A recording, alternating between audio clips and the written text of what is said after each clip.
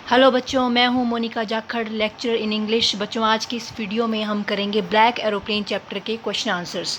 बच्चों, इससे पहले वाली वीडियो में हमने ब्लैक एरोप्लेन चैप्टर पढ़ा था। इसके राइटर हैं फ्रेडरिक फोर्सिथ।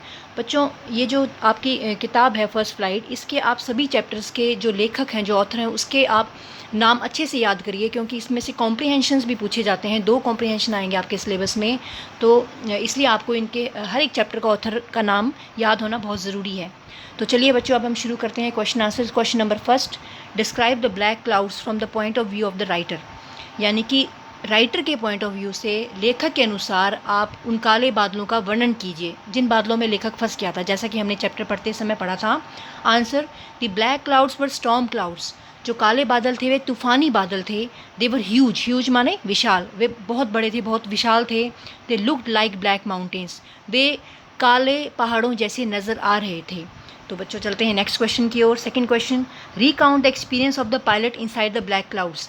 यानी कि पायलट के एक्सपीरियंस को दोबारा दोहराइए, यानी उसके अनुभव को दोहराइए जब वह काले बादलों के अंदर फंस गया था या काले बादलों के अंदर था। Answer, the pilot found everything black. Pilot को हर कुछ ब्लैक नज़र आ रहा था, सभी चीज़ें काली नज़र आ रही थी। His aeroplane jumped and twisted in the air. उसका एरोप्लेन हवा में जंप कर रहा था और ट्विस्ट कर रहा था। His radio, compass and other instruments failed. बच्चों, इंस्ट्रूमेंट्स का मतलब डिवाइसेस या यंत्र जिसे हम कहते हैं, और कंपस का मतलब दिशा सूचक, जैसा कि हमने चैप्टर में पढ़ा था। उसका रेडियो, उसका कंपस और उसके बाकी सारे इंस्ट्रूमेंट्स फेल हो चुके थे, यानी कि उन्होंने काम करना बंद कर दिया था। आगे question number 3, how did the black aeroplane rescue the first pilot. यानी कि उस काले जहाज़ ने फर्स्ट पायलट को कैसे रेस्क्यू किया। रेस्क्यू का मतलब होता है बच्चों बचाना। उसे कैसे बचाया, उसका जीवन कैसे बचाया। फर्स्ट पायलट का मतलब यहाँ पर लेखक से है। Answer, the pilot of the black aeroplane waved the first pilot to follow him. Black aeroplane के पायलट ने फर्स्ट पायलट यानी लेखक को इशारा किया। वेव्ड माने इशारा करना, कि वो इसका पीछा करे, वो उसका पीछा करे। फॉलो माने पीछा करना। He followed him for half an hour and landed safely. लेखक ने उसका आधे घंटे तक पीछा किया और वह सुरक्षित रूप से नीचे उतर गया। Was the pilot able to meet the pilot of the black aeroplane. Question number 4, यानी कि क्या जो पायलट था वह ब्लैक एरोप्लेन के पायलट से मिल पाया, यानी जो लेखक था वह ब्लैक एरोप्लेन के पायलट से मिल पाया। तो जैसे बच्चों हमने स्टोरी में पढ़ा था वर्ड टू वर्ड एक्सप्लेनेशन में, कि उससे कोई भी एरोप्लेन नहीं दिखा जब वह लैंड कर गया। उसने कोई पायलट को नहीं देखा, तो वह नहीं मिल पाया। आंसर होगा no, because when he looked back, जब उसने पीछे देखा, there was not any plane, वहाँ पर कोई प्लेन नहीं था। The lady at the control room also said that there was not any plane flying that night. जब उसने कंट्रोल रूम में जो लेडी बैठी थी उससे जब उसने इंक्वायरी की, पूछा, तो उसने भी यही कहा कि उस रात कोई भी दूसरा प्लेन नहीं उड़ रहा था। और वह तो बल्कि हैरान हुई थी कि इस तूफ़ानी रात में आपके अलावा कोई और प्लेन नहीं उड़ रहा। Question number 5, why was the pilot happy, give 2 reasons. लेखक उड़ान भरते समय खुश क्यों था, उसके 2 कारण दीजिए। जैसा कि हमने चैप्टर पढ़ते समय भी मैंने आपको बताया था कि ये क्वेश्चन पूछा जाएगा, क्यों खुश था वो। इसका आंसर हम करते हैं, बिकॉज फर्स्ट, पहली बात तो he was flying above the sleeping country side. उसे यह सोचकर बड़ा अच्छा लग रहा था कि वह सोते हुए शहर के ऊपर से उड़ रहा है। और दूसरा, secondly, he was going to be with his family. उसे इस बात की खुशी थी कि वो जल्द ही अपने परिवार के साथ मिलेगा। Which aeroplane was the pilot flying. बच्चों, ये क्वेश्चन भी काफ़ी बार पूछा जाता है बोर्ड में 1 मार्क क्वेश्चन में, कि कौन सा प्लेन उड़ा रहा था पायलट। तो इसका आंसर होगा डकोटा 088। उसका पुराना प्लेन था ओल्ड डकोटा 088, ये उसका मॉडल था या जो भी उसका नाम था। तो डकोटा 088 प्लेन वो उड़ा रहा था।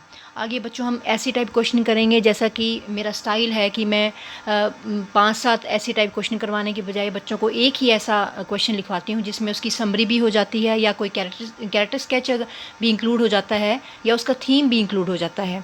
तो क्योंकि जो ब्रिलियंट स्टूडेंट्स हैं वो तो सभी तरह के क्वेश्चंस कर लेते हैं, लेकिन एवरेज और बिलो एवरेज बच्चों के लिए थोड़ा आसान रहता है। बाकी आप इसको अपनी तरह से भी इसको आप अमेंड कर सकते हैं, इसमें कुछ और डाल सकते हैं। अगर आप चाहें तो कुछ सेंटेंसेस और ऐड कर सकते हैं। अदरवाइज़ इतना इनफ है 5 या 6 मार्क्स के क्वेश्चन के लिए। तो चलिए शुरू करते हैं हम। The black aeroplane is an interesting story. Black aeroplane बहुत ही रोचक कहानी है। The writer was flying to England in his old Dakota aeroplane. लेखक अपने पुराने डकोटा एरोप्लेन में इंग्लैंड जा रहा था। सडनली, अचानक से, सडनली माने अचानक से, he saw huge storm clouds in front of him. उसने अपने सामने बहुत विशाल तूफ़ानी बादल देखे। He had not much fuel to fly around them. उसके पास इतना फ्यूल नहीं था, यानी इतना ईंधन नहीं था कि वह उन बादलों को पार करके जा सके। So he decided to enter them. इसलिए उसने फैसला किया कि वह उनमें प्रवेश करेगा।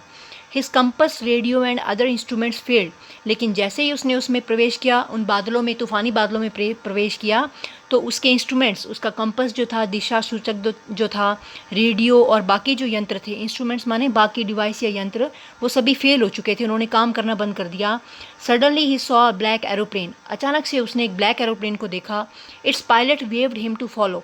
और उस ब्लैक एरोप्लेन के पायलट ने उसकी ओर इशारा किया कि वो उसका पीछा करे। The writer followed him for half an hour. और लेखक ने उसका लगभग आधे घंटे तक पीछा किया। And landed safely. और अंत में वह सुरक्षित रूप से लैंड कर गया।